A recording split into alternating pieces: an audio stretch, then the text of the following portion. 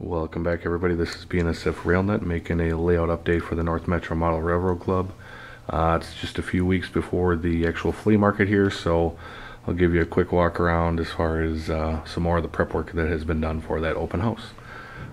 So we will start out here. We're in Brainerd. We've been filling in with the rosin paper here, I think, since the last video I had on there. I know we had a few small sections with the rosin paper, but as you'll see throughout this update, there's a lot more rosin paper and stuff like that laid down. So we'll cruise around with Brainerd.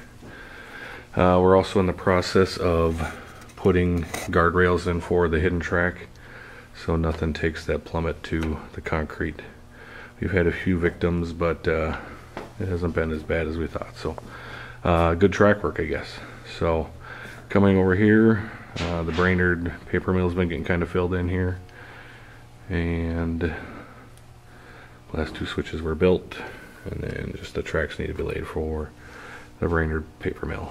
And then over here we have some of the plaster work that's been done to fill in the Saunders Boylston Junction area. So more plaster has been laid down.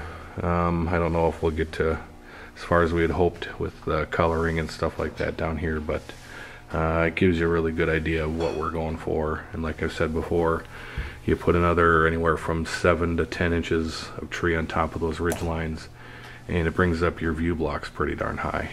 So I mean, you're in this area out here, so it'll divide the tracks really nicely, and it'll work. So this area's got a little bit of green in the plaster, so it gives it a tint. And then just filling in more, obviously. So we're coming around the big gorge, and as far as for the videos previously to this, we're using chicken wire with paper towels and plaster basically matted into the paper towels. Our own plaster cloth, it's a lot cheaper.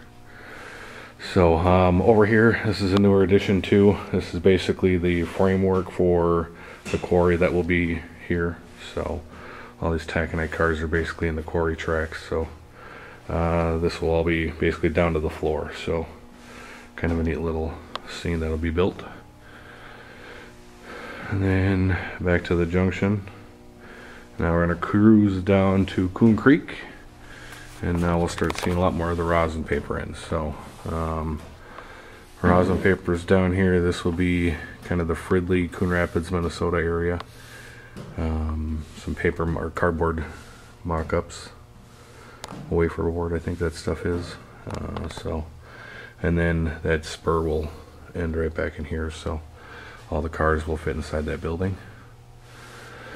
And then this will be, I think it's the 252 bridge or the 610 bridge over the Mississippi. It also goes over the tracks, but obviously that's not the right bridge, but to give a little idea. And then another little industry in Coon Rapids. And so now what I'm talking about with the minimal backdrops, so you can kind of see if we do need to drop it down for a building to come in there, you can kind of run it flat, but then the rosin paper is in there to kind of fill those voids. So now we'll start coming into some trees, so you can kind of see, looking between them, and that's typical trees. What'll be on there for height and everything, so it does really hide the tracks. You can kind of barely see it in there, so just the tree separation, the bushes, and the little modeler license, and we'll divide these scenes up really nice. And then if you look through them, you can't even really see that North Star mock-up over there, but if you're really looking, most of the time you'll be paying attention right in here, so that won't be really as necessary to look at. So coming down in here, we have the Budweiser plant, and then the lumber yards up in Oak Grove, or somewhere up there. I don't know what this city is. Cedar. There we go. Sorry. And then going around into Bethel and Coon Rapids, and then ILS.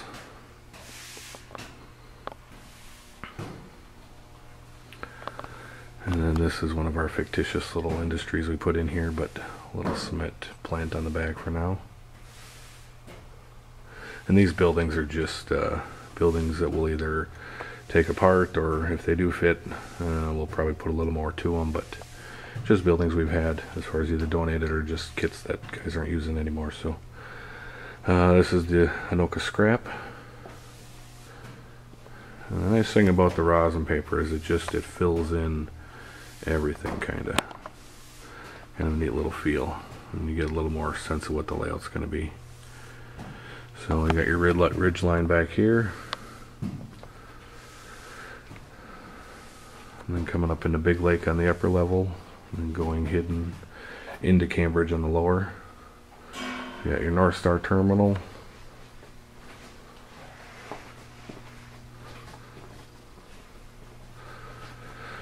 And then continuing with Big Lake on the upper level.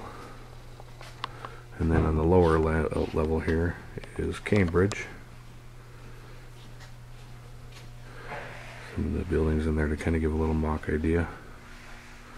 And I mean, when you're looking at this, to a person that doesn't come here too often, this may seem to be just one big city on the upper and the lower levels, but for operations we'll be using the two separate cities. So theoretically these cities are about, I don't know, probably 30-40 miles apart, and if you don't really know the locale, it's not going to really play with you, and it's not too big of a deal. So kind of adds to the depth of the scene and stuff like that. And then as you can kind of see here, that North Star car is really hidden in the trees. So obviously the trees would come down a little bit, but you can still get a sense of just the natural view blocks that we're going to try using. So coming into Becker, leaving Big Lake. A couple more industries down here. And then the bridge to basically the 2nd Street yard. And continuing with the 2nd Street yard, more fascia for the upper level, the Monty sub. And everything else goes down.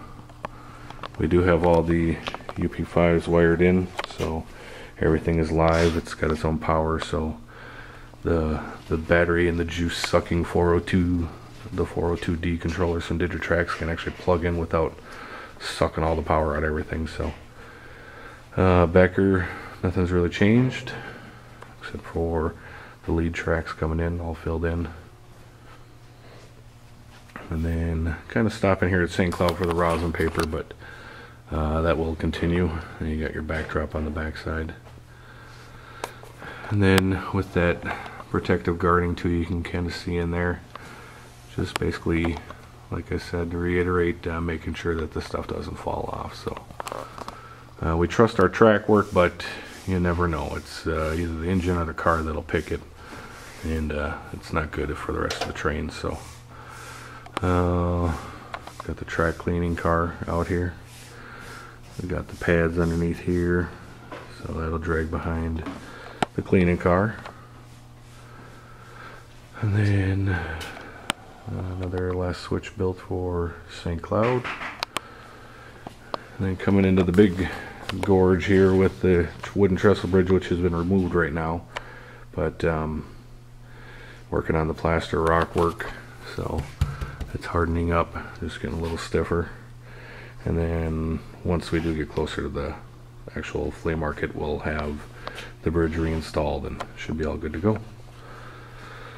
So, and then now coming back into, this would be Rush City on the lower level here. This is basically just putting the paper towels and plaster mixture right on top of the rosin paper. So this all had the red rosin paper just like this, and then we're just applying 1 or 2 coats on there right now. So I mean, it's still a little soft in some spots, but just 1 or 2 layers of the plaster cloth really adds a lot just going on top of the rosin paper. So you got the Rush City mill right up here, and coming back in here. This is kind of leading up into Staples.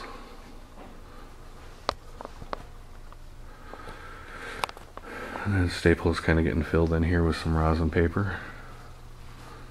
You can kind of see the decks. So we'll have up on here in the upper teardrop, it's just basically open so we can pop in and out, but put another tree line, and your tree line's up in here, so it's going to hide a lot of that kind of hole basically where you're looking, so you'd still be able to see it, but it hides it pretty well.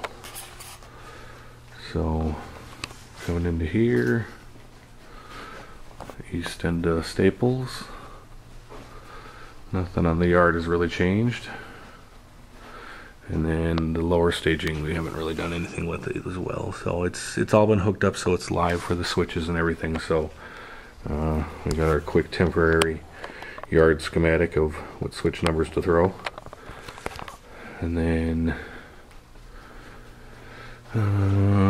let's see here, still no progress on the Staples locomotive facility, so that'll be coming in time. Just not as key, so be nice to park some engines in there, but most of them are staying on the trains. So other than that, we're kind of coming to an end here as far as the newest updates. So